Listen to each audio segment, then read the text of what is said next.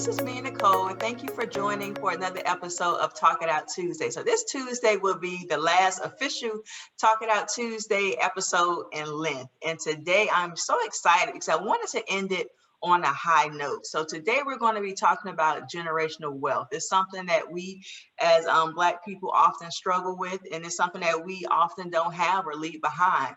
I'm a huge fan of Beyonce, and on one of her songs called Boss, she says that my great-great-grandchildren are already rich. And that's one line that stands out to me in that particular song. And that's something that we need to try and establish as a community, generational wealth. That's what she was talking about. So today, I have Miss Sibyl Slade with me. She's a financial advisor, and she's going to talk to us about how to create generational wealth and the importance of knowing our finances, as well as possibly having a financial advisor. So we'll go ahead and get started, and I'll let Miss Sibyl introduce herself. Sibyl, thank you for being a guest on Talk It Out Tuesday, and I am so glad that I am wrapping this thing up with such an important subject. So can you just introduce yourself to the audience, tell us about yourself and your business, and how did you get started? Sure. Thank you, Mina. Thank you so much for having me and sharing me with your platform, Talk It Out Tuesday. Now, before I get started to introduce myself, let me get my legalese out of the way so that my broker-dealer is happy. So securities offered through Securities America, Inc., a member of FINRA and SIPC. Advisory services are offered through Securities America Advisors, and Life Plan Financial Advisors and Securities America are separate entities. Now that we have that legal jargon out of the way, as Mina said, I am Sibyl Slade. I am a financial advisor. I'm the vice president of Life Plan Financial Advisors. We have our main office in Noonan, Georgia, and I actually man the Atlanta office, which is located in Buckhead. I have brought over 28 years of banking and finance experience to this whole financial services space. I spent 21 years at the Federal Reserve Bank of Atlanta as a community economic development manager. So my background is truly planning and economic development. I just happen to use it in the financial services space. And so I've had my financial services practice for 6 years now, and certainly being able to engage with populations that have been marginalized or traditionally marginalized is truly why I am in this space. So thank you for having me as a part of this conversation today, Mina. Awesome. And what inspired you, Sibyl, to become interested in financial advising? So quite frankly, I'm going to be honest with you. While working there at the Federal Reserve, I noticed that, while we were helping banks to meet their Community Reinvestment Act obligations through financial services, products, and investing in those communities, I noticed that for many of the minority communities, we always talked about home ownership as being the way to build wealth. Don't get me wrong, that is one of the ways to build wealth, but it was not the only way to build wealth.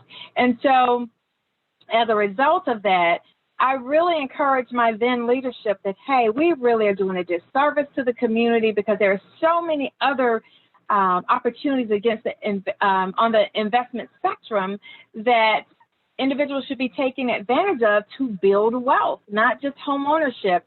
And so I was able to convince them then to pay for me to do my certification for financial planning work. I just could not practice while still working at the Federal Reserve because it was a conflict of interest.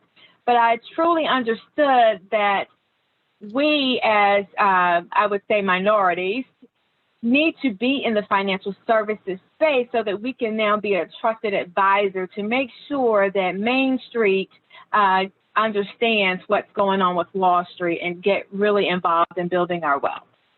Awesome. And what specific services does a financial advisor provide at Life Plan Financial Advisors? So now at Life Plan, we are truly a holistic financial services practice. So we do everything from financial planning to tax planning, insurance planning, estate planning, retirement planning, and investment planning. So all of those core aspects we consider to be the holistic financial services space. Okay. And what aspect of your profession do you find most rewarding? Wow, helping people to just build confidence around their finances. That's what I find to be rewarding. I think that a lot of people don't have problem making money. They just don't know exactly what to do with it. And so in order to keep people from second guessing, I like to create, an informed group of people with my clients. I try to inform them so they better understand how to make financial decisions. So building that confidence is really what gets me excited. Okay. And what inspired you to focus your practice on small businesses as well as first generation professionals? So, Mina, I alluded to it a moment ago. I feel that the first generation professionals and small business owners, they have no problem making money. The problem is they don't know exactly what to do with it. And in many cases, especially with the small businesses, they may be a guru at what they do, but they don't have the business acumen. They never really went to school for business management.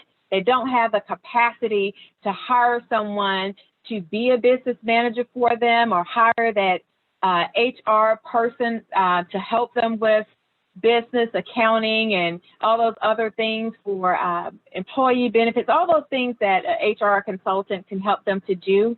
But, that has changed quite a bit. Now you have a lot of us who've actually left corporate America, and now we are consultants in that space, and we do it in a fractional way. So now a lot of businesses don't have to hire a person full-time to run their HR function or to be their operations manager or their COO. They can actually hire someone fractionally.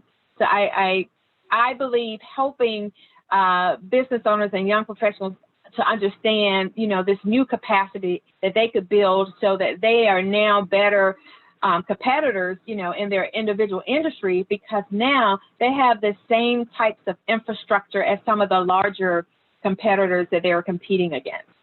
And I really agree with that statement because, of course, my background isn't in business. I have a master's in public administration. I took a business class as a part of that course, but as a small business owner, I never went to school for specifically business. And we see a lot of business owners popping up on Instagram and Facebook, that they're in business, but there's no formal training or anything like that. And there's no guidance on what to do with the income you're getting, how to reinvest it, what to do with it. So this is definitely an important topic. And I'm a student at this point on today as well, because this is information that I also need to hear. So thank you again for being on here.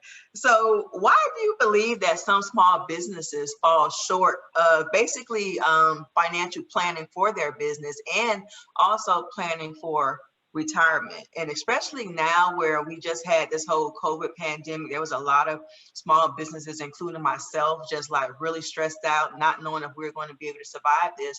So how can we as small business owners better prepare for these unexpected events in our business? So that's a great question. Honestly, as a business owner, we need to build a team. So we need the financial advisor, we need a CPA and a business attorney. And I think we've all fallen short in that space. And that's why when the pandemic hit, it was really hard for many of us to get the PPP dollars. Now, those who had that type of team around them were able to actually get the PPP funding. And in some cases where people didn't necessarily say have a business attorney or the CPA, but if they had been working with a financial planner and they already had some degree of insurance that helps to protect their business, I know of individuals who actually just, did a loan against their insurance policy to give them cash flow during this season. So the fact that you have a team that's working with those what ifs that you may have as a business owner, then it prepares you for any change that occurs. So, in this case, it wasn't a natural disaster. Most of the time, that's the thing that we fear the most. But this time, it was economic and health. So we never know. But the reality is cyber attacks is our biggest threat and disruptor. So as business owners, we need to make sure that we are providing the type of protection that we need for our income and for our business income to be able to thrive and survive. As a matter of fact, FEMA has put out numbers years ago, long before this pandemic, that if your business is down for 5 days, there's a 90% chance that it will not survive a disaster or any type of disruption. So having that team is critical. I really agree with that. And I always say that on this platform that you need the essentials when opening a business. And that's one of the reasons why I even created Ground Zero Business Consultant. And what I found that was most important throughout this past year was having an accountant. Having an accountant that basically has your books together, has your numbers together. A few days ago, I got an email from the SBA saying, hey, you're eligible to apply for some type of advanced emergency loan. Okay, great. When I went in to apply for the loan, the first thing they asked for was the last two years plus this quarter's revenue for my business. So I didn't freak out. I didn't have to, run and try and get numbers. I got my binders that my accountant gives me every year, and it has my numbers in there. So it took me about 15 minutes to just plug in those numbers and to be able to apply for that. So it definitely makes a difference that you have your stuff in order.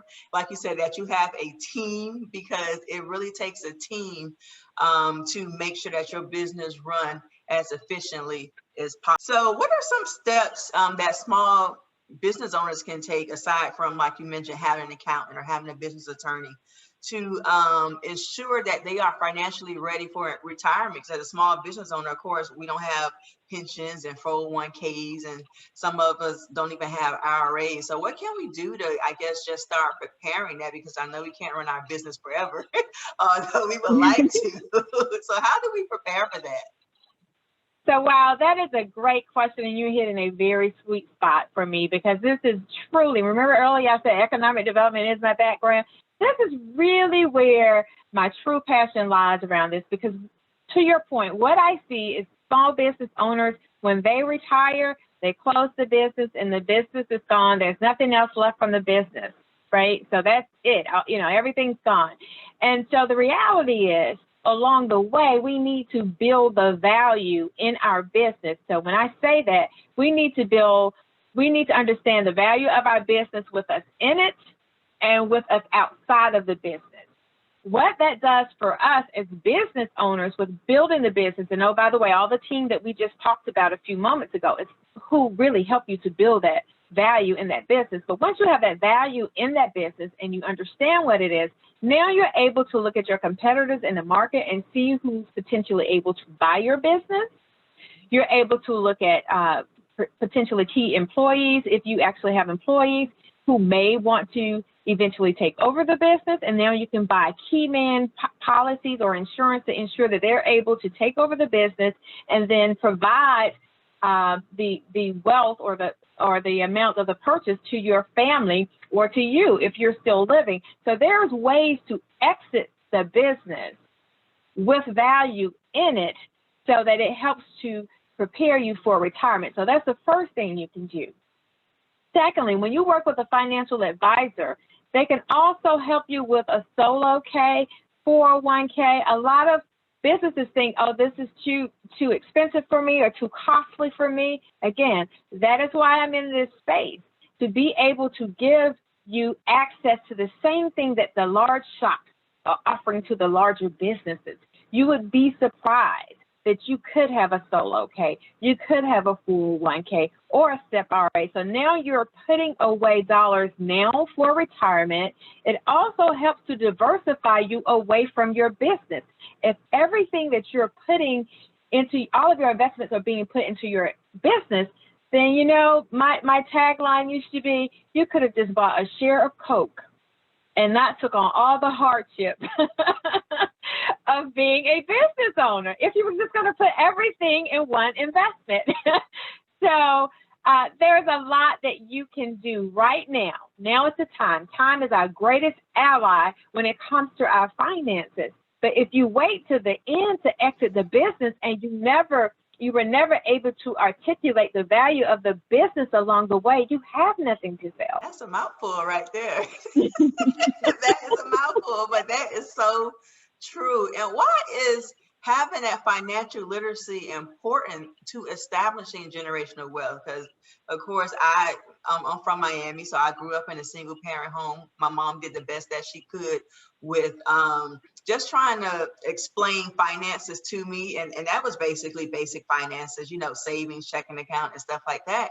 So why is that financial literacy important? So it's very important because you need to have a working understanding of how to manage your money, as well as financial concepts, products and services, how they operate. That's key, but I would not hang my hat on that alone, because the other part of that equation is you need to have disposable income and money management skills. There's a lot of people who've taken financial literacy courses. Maybe they were mandated because there's some social program that they were receiving benefits from, so they have it. But the thing is, having that knowledge and not then having it paired with disposable income to now be able to execute on, then there is nothing left to leave to the family. So there's a lot of things, you know, that we have to consider around that space. How do we create additional income streams to make sure that we have disposable income to help build that generational wealth?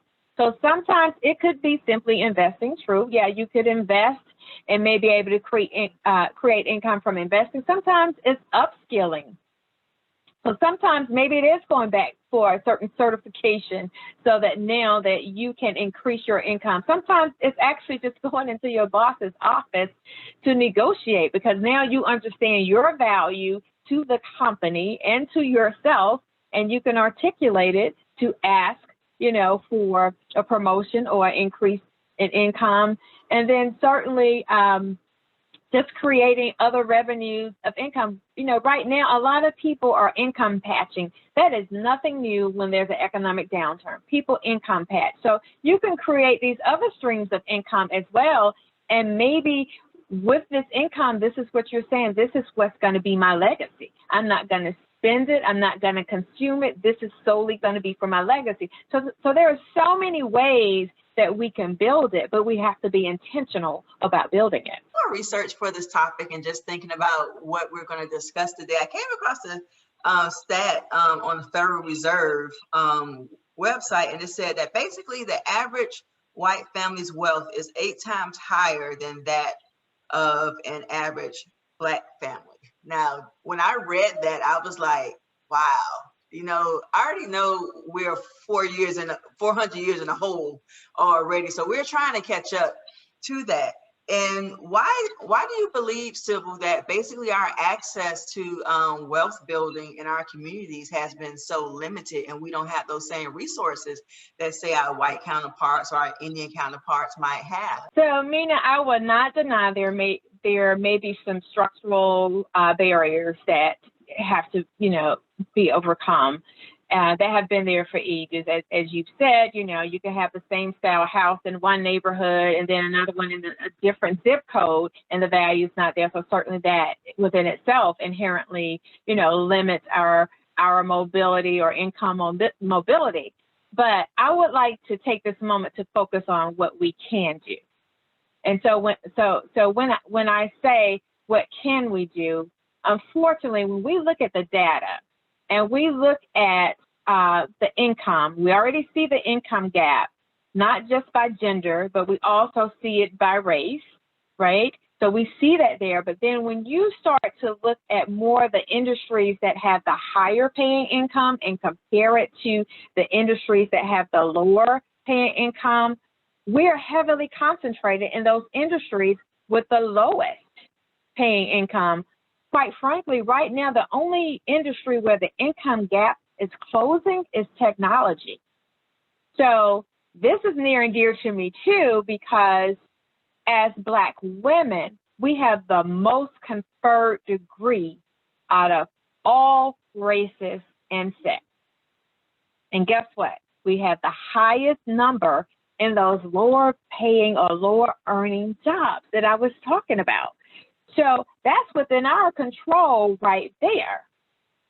I don't deny that there may be other things around access. Again, that's why I'm in this space, you know, making sure that, you know, I am a door opener and not a gatekeeper, right? But there are some things that we did to ourselves along the way as well. And so we have to be intentional when it comes to that.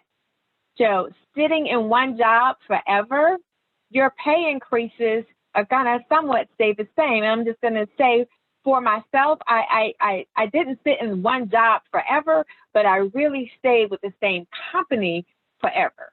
And so if you start looking at more data around income increases, and if you change jobs every 5 to 7 years, you're going to get anywhere between a $5,000 to $10,000 a year income increase. So when I look back now, I think, oh my God, how much money did I leave on the table? Not to say that I didn't negotiate my stuff along the way, but I know it wasn't $10,000 leaps, each time. So again, these are things that we just have to pay attention to, what's in our control, and make sure we're honing in on those things as well.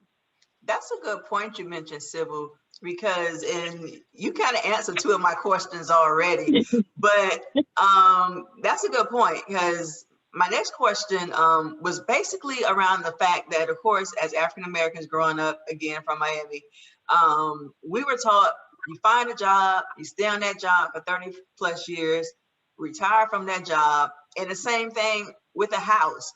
You buy a house, you stay in that house 30 plus years, you never move out, you pay the house off, that's it. But what you just mentioned is basically we're missing out on money. And if you're your thought is to maybe switch careers or just try and get in a different field or something like that every 5 to 7 years, we're missing out on money. That's something that we don't never hear about, because again, it goes back to you get a job, you keep the job, and you stay in that job for 30 years. So what you just mentioned is a wealth of information for a lot of young professionals that's out there that, might not be feeling the current job they're in at all, but we've been so afraid to switch jobs because we've been told it looks bad on our resume to have so many different jobs, after a certain amount of time. So that's definitely some great information that you shared as well. And where do you think that mentality though comes from with staying on one job forever and not really looking to switch jobs or switch professions if the one you have isn't meeting your needs? But, I think it was mirrored to us, in our communities. I mean, I was born and raised by World War II generation parents, right? So when you start thinking about generationally people of that era, maybe that was your grandparents' age or what have you, that was a thing for them. You get a good paying job and retire from there and you'll be okay. So we were taught get a good education and a good job and you'll be okay. Well, I'm going to fast forward to 2009 because I actually said that to my to my oldest son. He graduated during the housing crisis from college, a business major. And of course, businesses was hurting then. So he couldn't go in his field. And I felt like, oh my God, I have told my child a lie. This doesn't apply to him. It's not real, right, for him. And so the reality is, over time, back in the day, maybe our older siblings, grandparents, aunties, and uncles, there were pension plans that were provided by those companies that they worked for. Then all of a sudden, we started seeing where the 401k was coming along, or the thrift savings plan, depending on if you were government or, in the private sector, where now you had to start contributing towards your retirement, and the company would do a match. So many of us didn't take advantage of the 401k plan, or some of us did. We just took the match.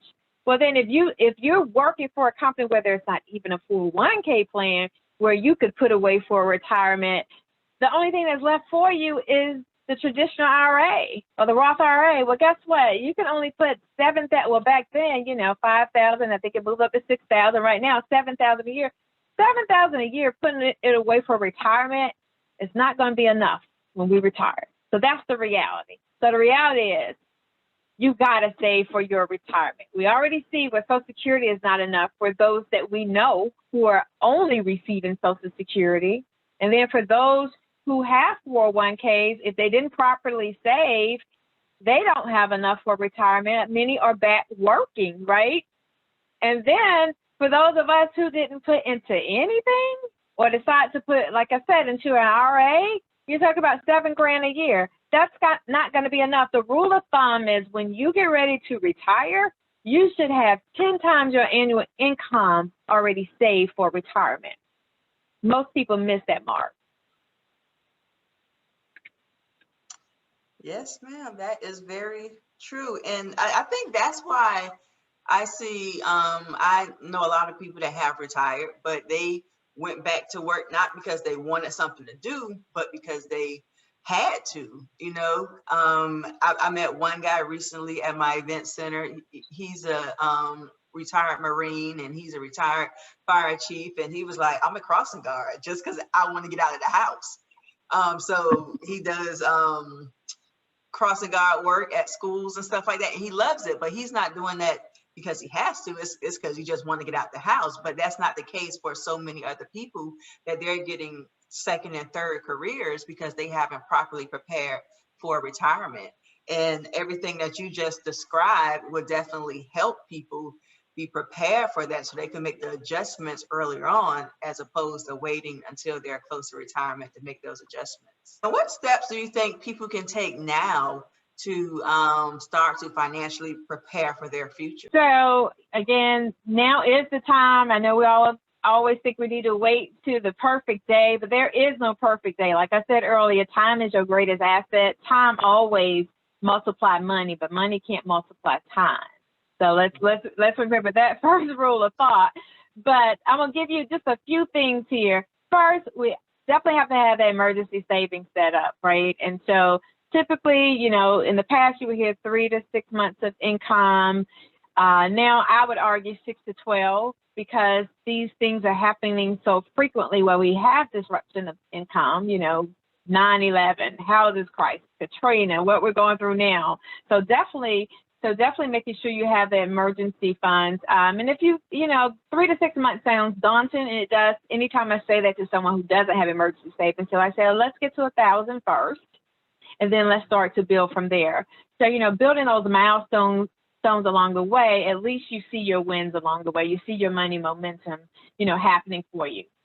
We definitely need to limit our debt levels. I know that's kind of hard for many who already have the student loan debt, but the reality is, don't build other debt on top of the student loan debt. We need to be very mindful, you know, of our debt levels. We need to protect our income and assets. A lot of times we're not protecting ourselves through insurance, whether it's disability insurance, the business owner, our business income insurance, our life insurance. So you build these assets, but if our health should fail us or we should die, now all of a sudden we have to sell these things off.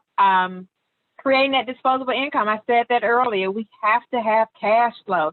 Your home or your personal finance is the same thing as running a business. You have to have cash flow. And so we have to look at running our home, you know, as a business.